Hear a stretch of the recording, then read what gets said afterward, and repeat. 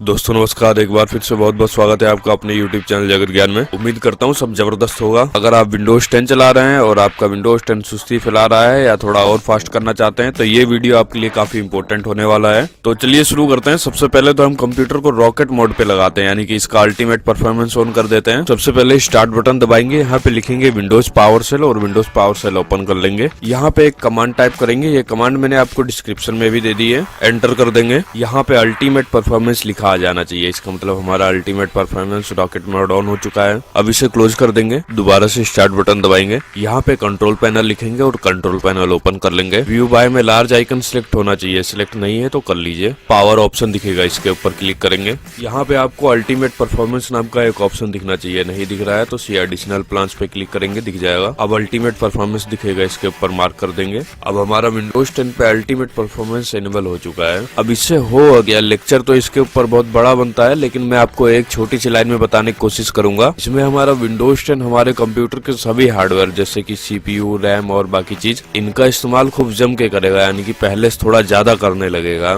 जिसके चलते हमारे कंप्यूटर की परफॉर्मेंस बढ़ जाएगी। और मैं आपको सलाह दूंगा, अगर आप लैपटॉप चलाते हैं तो लैपटॉप का चार्जर लैपटॉप में कनेक्ट रखिए, अगर नहीं रखेंगे तो आपकी बैटरी ज्यादा चली जाएगी। अब कंप्यूटर को एक बार रिस्टार्ट कर देंगे। चलिए कुछ और भी जरूरी सेटिंग बता देता हूँ आपको, कुछ और क्या काफी सारी सेटिंग बताऊंगा अभी मैं। स्टार्ट बटन दबाएंगे, सेटिंग पे आ जाएंगे, प्राइवेसी दिखेगा, इसके ऊपर क्लिक करेंगे। जनरल टैब में जितनी भी चीजें ऑन होंगी सबको ऑफ कर देना है, ये सब फर्जी की चीजें। इन सेटिंग से कुछ खास तो होता नहीं है, लेकिन हमारा कंप्यूटर जरूर डिस्टर्ब करे रहते हैं पीछे से, वो स्लो चलता है इन्हीं चीजों की वजह से। स्पीच पे आ जाएंगे, इसे भी ऑफ कर देते हैं। लिंकिंग पे आ जाएंगे, इसे भी ऑफ कर देंगे। एक्टिविटी हिस्ट्री पे आ जाएंगे, स्टोर माय एक्टिविटी, इसे ऑफ कर देंगे। इसमें हम जो काम वाम करते हैं कंप्यूटर पे उसको स्टोर किया जाता है। हम नहीं चाहते कि इससे फर्जीवाड़ा फैले, यानी कि इससे कंप्यूटर भी स्लो चलता है और फर्जीवाड़ा भी फैलता है। Send my activity to Microsoft, इसे भी ऑफ कर देंगे। हम नहीं चाहते माइक्रोसॉफ्ट को बार बार ये भेजता रहे, ये सब फर्जी के काम है। लोकेशन पे आ जाएंगे, चेंज पे क्लिक करेंगे, लोकेशन ऑफ कर देते हैं। इसकी वजह से भी हमारा कंप्यूटर पीछे पीछे काम करता रहता है, जिसकी वजह से हमें कंप्यूटर में सुस्ती देखने को मिलती है। जरूरत पड़ने पे आप इसे ऑन कर सकते हैं। वैसे कंप्यूटर है, मोबाइल तो है नहीं, इसमें लोकेशन की जरूरत हमें ना मात्र कभी कभी पड़ती है।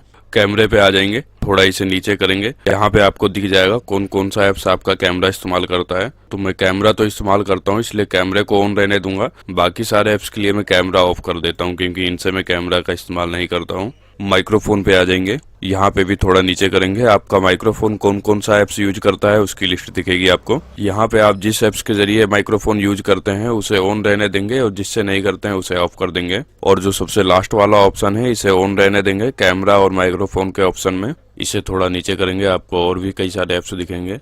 वॉइस एक्टिवेशन में आ जाएंगे, यहाँ पे 2-3 जितने भी ऑप्शन दिखते हैं आपको सबको ऑफ कर देंगे। ये सब फालतू काम है, हम चाहते हैं कंप्यूटर वही काम करे जो हमें जरूरत है। नोटिफिकेशन में आ जाएंगे, चेंज पे क्लिक करेंगे, ऑफ कर देंगे। कंप्यूटर्स में हमें नोटिफिकेशन की जरूरत नहीं पड़ती है। अकाउंट इन्फो में आ जाएंगे, यहाँ पे आपको 2-3 चीजें दिखेंगी, अगर आप इनका इस्तेमाल नहीं करते हैं तो इन्हें ऑफ कर दीजिए। मैं तो इस्तेमाल नहीं करता हूँ, मैं ऑफ कर देता हूँ। कॉन्टेक्ट में आ जाएंगे तो इसे भी ऑफ कर दीजिए, अच्छा रहेगा। कैलेंडर में आ जाएंगे, चेंज पे क्लिक करेंगे, इसे भी ऑफ कर देंगे। फोन कॉल्स में आ जाएंगे, यहाँ पे भी आपको कुछ ऐप्स दिखेंगे, मुझे नहीं लगता कोई फोन कॉल का इस्तेमाल करता होगा, इसे ऑफ कर देंगे। और अगर फोन कॉल का इस्तेमाल नहीं करते तो कॉल हिस्ट्री पे आइए, इसे भी ऑफ कर दीजिए। ईमेल पे आएंगे, अगर आप ईमेल के लिए इन चीजों का इस्तेमाल नहीं करते हैं, ये जो चीजें आपको दिख रही हैं, तो इसे भी ऑफ कर दीजिए। अब मैसेजिंग पे आ जाइए, चेंज पे क्लिक करिए, इसे भी ऑफ कर दीजिए।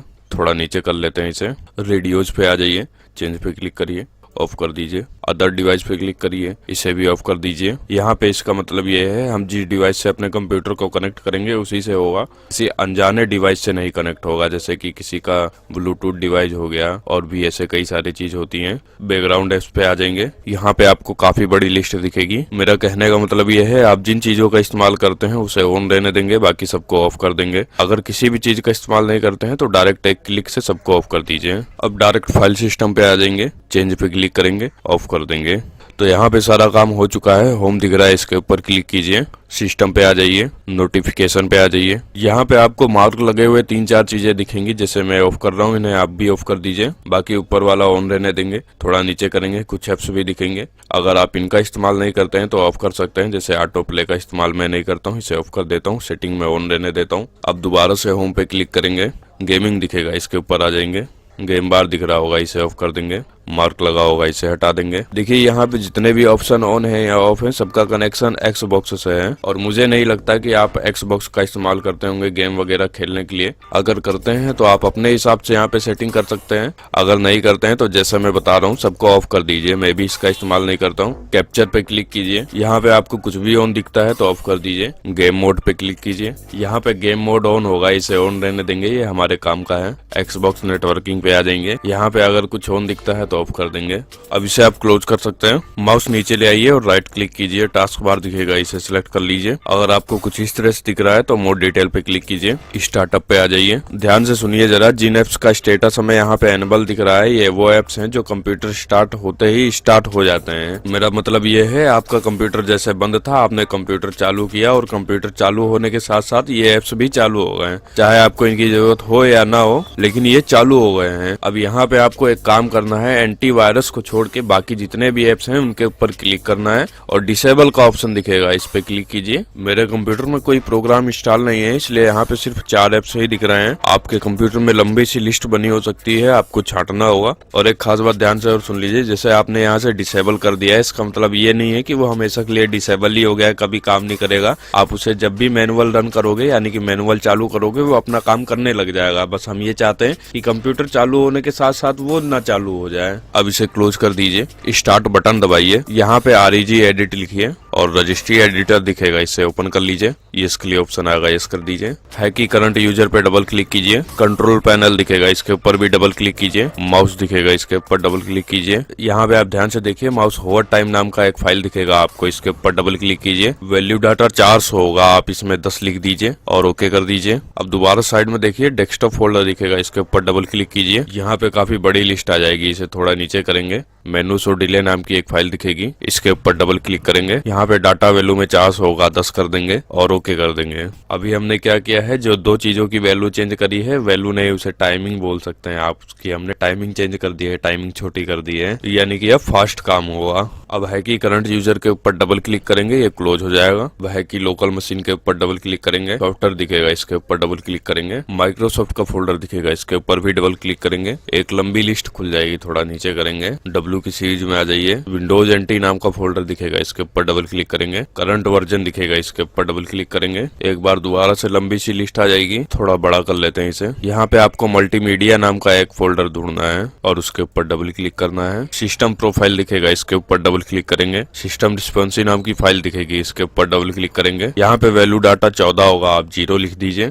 और हेक्साडेसिमल सिलेक्ट होना चाहिए, ओके कर देंगे। अब यहाँ फोल्डर साइड में आ जाएंगे, टास्क नाम का फोल्डर दिखेगा, इसके ऊपर डबल क्लिक करेंगे। गेम नाम का फोल्डर दिखेगा, इसके ऊपर डबल क्लिक करेंगे। GPU प्रायोरिटी नाम का फाइल दिखेगा, इसके ऊपर डबल क्लिक करेंगे। यहाँ पे वैल्यू डाटा 8 लिखा होना चाहिए और बेस में हेक्साडेसिमल सिलेक्ट होना चाहिए, ओके कर देंगे और प्रायोरिटी पे क्लिक करेंगे दोबारा से। यहाँ पे वैल्यू डाटा आपको 2 लिखा मिलेगा, आप इसे 6 कर दीजिए और हेक्साडेसिमल सिलेक्ट होना चाहिए, ओके कर देंगे। अब इसे क्लोज कर देंगे, इसका काम हो चुका है। अब दोबारा से स्टार्ट बटन दबाएंगे, यहाँ पे लिखेंगे MS कॉन्फ़िग, सिस्टम कॉन्फ़िगरेशन नाम का एप्स दिखेगा, इसे ओपन कर लेंगे। सर्विस टैब में आ जाएंगे, हाइड ऑल माइक्रोसॉफ्ट सर्विस पे क्लिक करेंगे। मैंने आपको बताया मैंने अपने कंप्यूटर में कोई प्रोग्राम नहीं इंस्टॉल कर रखा है, इसलिए यहाँ पे कोई भी एप्स नहीं दिख रहा है, सिर्फ 2 ही एप्स दिख रहे हैं। आपके कंप्यूटर में काफी लंबी लिस्ट दिखेगी, यहाँ पे आपको आपके कंप्यूटर के ड्राइवर भी दिखेंगे और आपके कंप्यूटर के थर्ड पार्टी एप्स भी दिखेंगे, जैसे कि कोरल ड्रा हो गया, क्रोम ब्राउजर हो गया। मेरा कहने का मतलब ये है, आप अपने कंप्यूटर के ड्राइवर को छोड़ के अपने कंप्यूटर के थर्ड पार्टी एप्स को अनमार्क कर देंगे और अप्लाई करेंगे, ओके कर देंगे। रीस्टार्ट के लिए ऑप्शन आएगा, रीस्टार्ट कर देंगे। कंप्यूटर रीस्टार्ट होने के बाद अगली सेटिंग में हम कंप्यूटर का विजुअल इफेक्ट बंद करेंगे। ये विजुअल इफेक्ट क्या होता है, जैसे कि आपके कंप्यूटर में कोई पिक्चर पड़ी हुई है तो वो पिक्चर आपको पहले से ये बिना ओपन करे ही दिखने लगती है कि ये क्या चीज है, इसके अंदर कैसी पिक्चर है, तो इसी को हम विजुअल इफेक्ट बोलते हैं। और पिक्चर के अलावा वीडियो भी हो सकती है, उसमें आपको दिख सकता है कि ये किस चीज की वीडियो है, यानी कि वीडियो का फ्रेम दिख सकता है, तो हम उस सेटिंग को ऑफ कर देंगे। इससे आपकी कंप्यूटर की स्पीड पे बहुत ही जबरदस्त असर पड़ेगा। चलिए करते हैं, स्टार्ट बटन दबाएंगे, कंट्रोल पैनल सर्च करेंगे और कंट्रोल पैनल ओपन कर लेंगे। सिस्टम दिखेगा, इसे ओपन कर लेंगे। एडवांस सिस्टम सेटिंग पे आ जाएंगे, एडवांस टैब पे आ जाएंगे, सेटिंग पे क्लिक करेंगे। यहाँ पे आपको जितने भी चेक मार्क लगे हुए दिख रहे हैं सबको अनमार्क कर दीजिए, सिर्फ 2 मार्क लगा देंगे जो मैं लगा रहा हूँ और अप्लाई करेंगे, ओके करेंगे और यहाँ पे भी ओके कर देंगे। इसे क्लोज कर देंगे, हमारा काम हो गया है। यहाँ पे दोबारा से स्टार्ट बटन दबाइए, सेटिंग पे आ जाइए, अपडेट एंड सिक्योरिटी, और यहाँ पे चेक अपडेट दिखेगा, इसके ऊपर क्लिक कीजिए। अपने कंप्यूटर को अपडेट रखिए, अपने विंडोज को अपडेट रखिए, क्योंकि ऐसा होता है कि जो पुराने वाला सिस्टम होता है, जो पुराने वाला वर्जन होता है, उसमें कुछ ना कुछ अटकन होती रहती है, उसको बग बोल सकते हैं आप। तो उनको फिक्स किया जाता है नए अपडेट के जरिए। तो आप कंप्यूटर को फास्ट देखना चाहते हैं तो अपडेट भी करते रहिए समय समय पे। अब मेरा समय समय का मतलब ये नहीं है कि रोज ही अपडेट करने बैठ जाओ, हर महीने आप अपडेट जरूर कीजिए। मैंने तो अभी नेट नहीं कनेक्ट कर रखा है अपने कंप्यूटर में, तो इसलिए एरर मैसेज आ गया है। आप अपना काम कीजिए, इसे क्रॉस कर देते हैं। चलिए कुछ और भी जरूर सेटिंग देख लेते हैं। माई कंप्यूटर ओपन कर लेंगे, लोकल डिस्क के ऊपर राइट क्लिक कीजिए, प्रॉपर्टीज पे आ जाइए, डिस्क क्लीनअप का ऑप्शन दिखेगा, इसके ऊपर क्लिक करेंगे। क्लीनअप सिस्टम फाइल दोबारा सिलेक्ट कीजिए। यहाँ पे कुछ जगह अनमार्क लगे होंगे, सब पे चेक मार्क लगा दीजिए। ध्यान दीजिए इसमें आपका डाउनलोड वाला फोल्डर भी इंक्लूड है, तो आप अपने डाउनलोड वाले फोल्डर का बैकअप ले लीजिए, नहीं तो इसको मार्क छोड़ सकते हैं। और एक बार रिसाइकिल बिन भी चेक कर लीजिए, रिसाइकिल बिन भी इसमें इंक्लूड है। तो मेरा तो कोई डाटा नहीं है रिसाइकिल बिन में, मैंने मार्क लगा दिया है और ओके कर देंगे। डिलीट फाइल, ये आपके कंप्यूटर की वो फर्जी फाइल डिलीट हो गई है जिनकी हमें जरूरत नहीं होती है। ये बन कैसे जाती है, जैसे कि आप कोई प्रोग्राम वगैरह चलाते हैं तो उनके पीछे की ये फाइल बन जाती है। तो ये फाइल की जरूरत उसी समय होती है जब वो प्रोग्राम चल रहे होते हैं। बनने के बाद यानी कि वो प्रोग्राम बंद करने के बाद इनकी जरूरत नहीं होती है, तो इन्हें डिलीट कर देना चाहिए। अब ऐसा नहीं है कि इन्हें आप रोज रोज डिलीट करो, इसे भी आप महीने डेढ़ महीने में कर लिया कीजिए। वैसे तो इस तरह की और भी कई सारी फर्जी फाइल बनती है आपके कंप्यूटर में, चलिए उन्हें भी डिलीट कर देते हैं। लोकल डिस्क के अंदर आ गए हम, विंडोज में आ जाएंगे, यहाँ पे पी बटन दबाएंगे, प्रीफेच नाम का एक फोल्डर दिखेगा, इसके अंदर आ जाएंगे। कंटिन्यू, यहाँ पे कंट्रोल ए दबा के सिलेक्ट ऑल कर लेंगे और शिफ्ट प्लस डिलीट बटन दबाएंगे, यस, और स्किप कर देंगे। यहाँ पे भी जो फाइलें थी वो भी फर्जी ही थी, अब इसे क्रॉस कर देंगे। फर्जी कैसे थी मैंने आपको बता ही दिया है। अब विंडोज प्लस आर बटन दबाइए, यहाँ पे वो लिखिए जो मैं लिख रहा हूँ और एंटर कर देंगे। यहाँ पे भी कुछ फाइलें बनी होंगी, select all, shift plus delete, okay. Shift plus delete करने से हमारी रिसाइकिल बिन में नहीं जाएगा, डायरेक्ट डिलीट हो जाएगा और इसे हमें डायरेक्ट डिलीट ही करना है, इनकी कोई जरूरत नहीं है। स्किप के लिए आता है कोई फाइल पे तो स्किप कर देंगे। स्किप इसलिए कर रहे हैं क्योंकि इस फाइल का यूज अभी हमारे कंप्यूटर में हो रहा है, तो इसे नहीं डिलीट कर सकते हैं। दोबारा से विंडोज प्लस आर दबाइए, अब यहाँ पे दोबारा से लिखिए टेम्प, लेकिन इस बार दूसरे तरीके से लिख रहे हैं हम, ओके।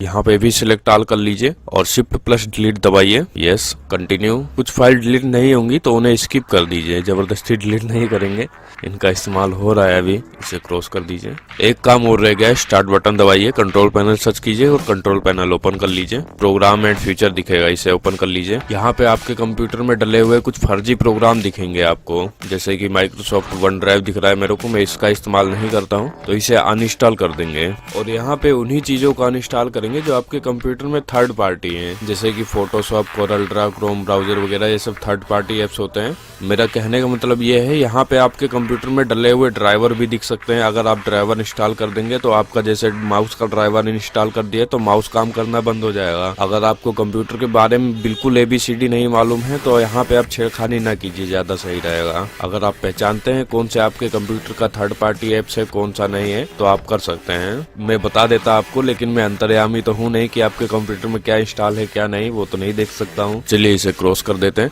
एक लास्ट सेटिंग बची है, उसे और कर लेते हैं। स्टार्ट बटन दबाएंगे, यहाँ पे लिखेंगे डिस्क डिफ्रेगमेंट और डिस्क डिफ्रेगमेंट ओपन कर लेंगे। यहाँ पे आप सभी डिस्क को सिलेक्ट कर लीजिए और ऑप्टिमाइज ऑल पे क्लिक कीजिए। पहले देख लीजिए आपके कंप्यूटर में हार्ड डिस्क डली है या SSD डली है। अगर आपका कंप्यूटर हार्ड डिस्क के ऊपर चल रहा है तभी इस ऑप्शन का इस्तेमाल करेंगे। अगर SSD पे चल रहा है तो इस ऑप्शन का इस्तेमाल भूल के भी नहीं करेंगे, क्योंकि ये स्पेशल ऑप्शन हार्ड डिस्क को ऑप्टिमाइज करने के लिए बनाया, यानी कि हार्ड डिस्क की स्पीड बढ़ाने के लिए बनाया हुआ है। इसका इस्तेमाल अगर SSD पे करोगे तो SSD की स्पीड बढ़ने की वजह और घट जाएगी। अब शायद कुछ लोगों को नहीं मालूम होगा ये SSD क्या चीज होता है। SSD हार्ड डिस्क की जगह एक सॉलिड स्टेट ड्राइव है। यहाँ पे सॉलिड स्टेट का मतलब ये है, आपके हार्ड डिस्क में CD डलती थी, वो घूमती रहती थी, वही आपकी हार्ड डिस्क होती थी, उसी में सब डाटा स्टोर होता था। लेकिन ये जो SSD है इसे आप मेमोरी कार्ड की तरह समझ सकते हैं, एक बड़ा सा मेमोरा कार्ड। मैं थोड़ा अजीब बोल रहा हूँ लेकिन शायद कुछ लोग समझ जाए मैं क्या कहना चाहता हूँ। तो इसी कारण SSD में हार्ड डिस्क के मुकाबले 50 गुना ज्यादा स्पीड आती है और मैं खुद भी अपने कंप्यूटर में SSD का ही इस्तेमाल करता हूँ।